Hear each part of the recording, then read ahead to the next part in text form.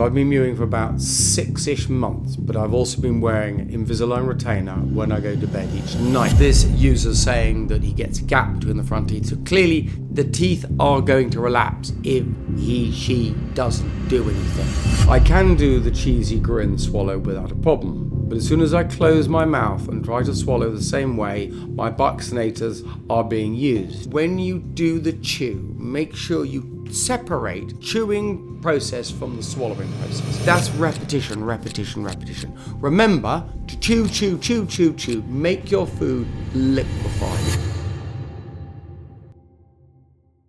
Okay, so we have fix my eye droop, droopy upper eyelids. Any possible way to fix this problem without the need for surgery? My vision isn't effective.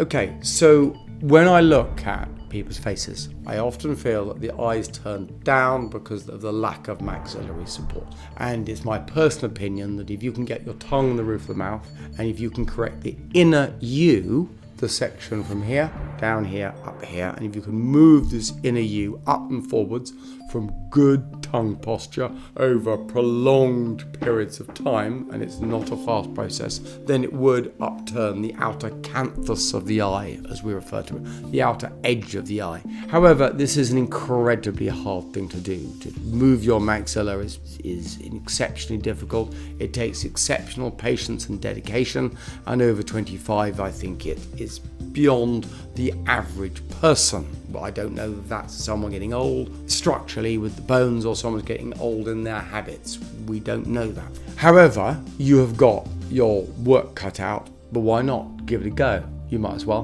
And I think it could make the world of difference to you. And also what I think it's happening frequently is as people start working hard on effective mewing, they get better sleep. They don't feel as tired, and then they don't look as tired. So maybe that's another angle by which this works. But don't stop, keep going. I wonder if it's possible to have a constant device somehow push up on your palate harder than you can, I presume, with your tongue for 24/7. I mean, we've thought of every device and contraption that you can possibly do, and unfortunately I don't think there's anything mechanical that could work as hard as your tongue. We've got to do this yourself. There's no way of cheating this one. I would wish I could find it and develop this for people, but again, as we often say, this is something you have to do yourself. So next question, is wearing Invisalign counterproductive to mewing? Hi, so I've been mewing for about 6-ish months, but I've also been wearing Invisalign retainer when I go to bed each night. I only wear it at bed, not during the day. Is wearing the Invisalign retainer each night impeding and hindering my mewing progress and forward growth? I see conflicting information on this, and I need to know if I should wear the Invisalign retainer at night or just mew 24/7 with good posture and hope my teeth don't get crooked again.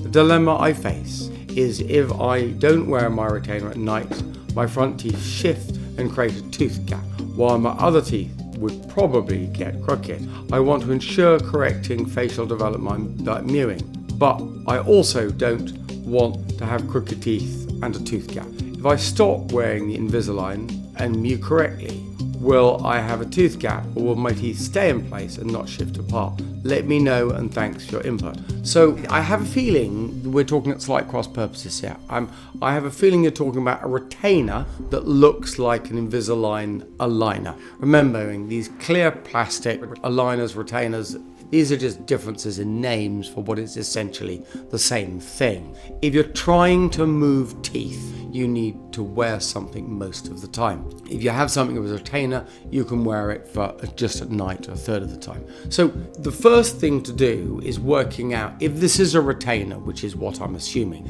is first working out what would happen if you don't wear it. And of course, this individual's really finding out that he gets a gap between the front teeth if he doesn't wear this retainer at night. He doesn't know if the rest of the teeth are going to be crooked. Unfortunately, that's something you can't predict. You won't know that unless you don't wear it, and then if they become crooked, it could be too late. And also, I don't want people to be in the situation, so I don't want you, as the person asking this question, to be wearing the retainer some of the time, allowing the teeth to become crooked, then pushing the retainer back again and straightening the teeth, because that's going to cause this jiggling motion. The teeth will relapse back, you put the retainer in, they force apart again. They go back and one way, back and one way. So that's not good for your teeth. If I want to get a stick out of the ground, I pull it one way or the other, and eventually the stick comes out the ground. I worry there's a good analogy with teeth. So avoid jiggling motion, which are interestingly compounded with bad tooth brushing. So do be careful. Now, this user's saying that he gets a gap between the front teeth. So clearly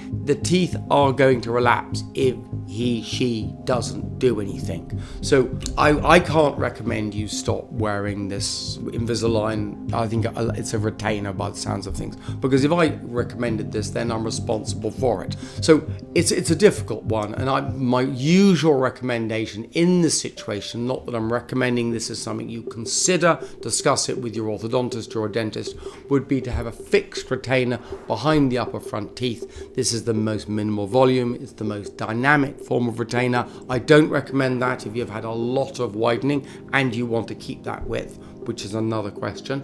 But it's a good retainer for holding the front teeth straight, but stopping the particular problem you seem to be describing. Also, if you only have the retainer glued to the back of the front teeth, that wire is quite flexible and won't impede further expansion if you are able to achieve it, which is not an easy task to do, but it's possible. It's your goal, and an Invisalign type retainer will prevent that. Of course, the other thing an Invisalign retainer can do is it's an added layer of plastic between your teeth. I don't like that. I like tooth contact. I like tooth contact when you have the tongue on the roof of the mouth, acting as a natural antagonist to the jaw closing muscles.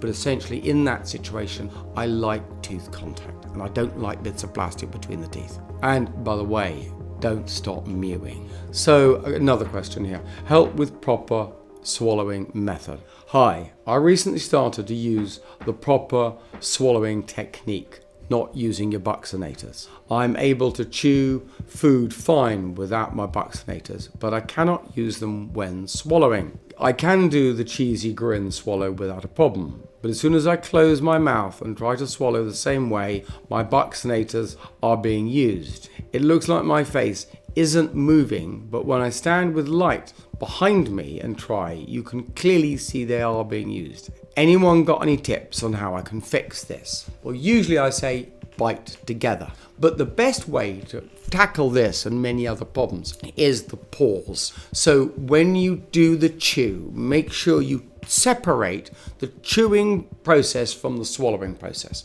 These tend to get blurred by too many of us. It's like breathing. It's something you do all the time, you don't think about doing.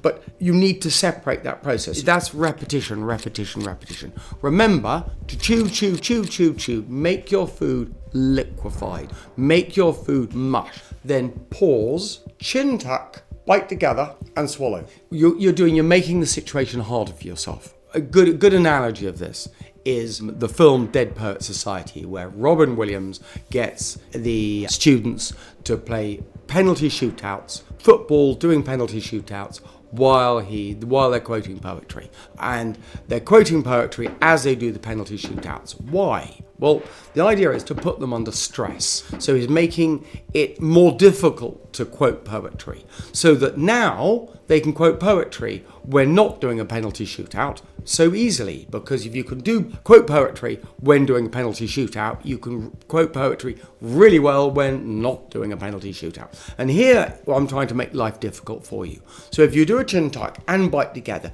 you're making the situation so much more difficult for yourself that you learn better. You learn in stressed events. You don't learn when life is good and life is easy. You learn in stressed, difficult events. That's where you lay down memory. And here's a great way to help you lay down memory, help you get better at swallowing. But you've got to remember the pause. You've got to separate these two processes. Separate the chewing process from the swallowing process. As you go to swallow, chin tuck, bite together, swallow. Remember all of those things. Get the Mewing app. Get all those tips and hints, but you've got to have the pause. The pause is magic, and that's my best tip for you. So another question here. Are chisel and similar jaw trainers safe? I know the incisor blazed trainers are bad, but what about the molar-based ones like chisel? Obviously, I know not to overtrain, but training properly and moderately. Is it safe or not, and why? Well, in essence, I think they're probably relatively safe. I don't have any information to say that they're dangerous. But what I do like about them is because you don't fully close your teeth together, you're far less likely to cause jaw joint problems than if you're using normal chewing gum. If you have jaw joint problems, remember, the one thing I can't recommend people do is chewing gum. I think it can be massively valuable, but if I'm recommending that and someone's got a jaw joint problem, they can get into real problems. And I think that some of these trainers get around that by you're not fully bringing your teeth together when you're training. Clearly, don't overdo it.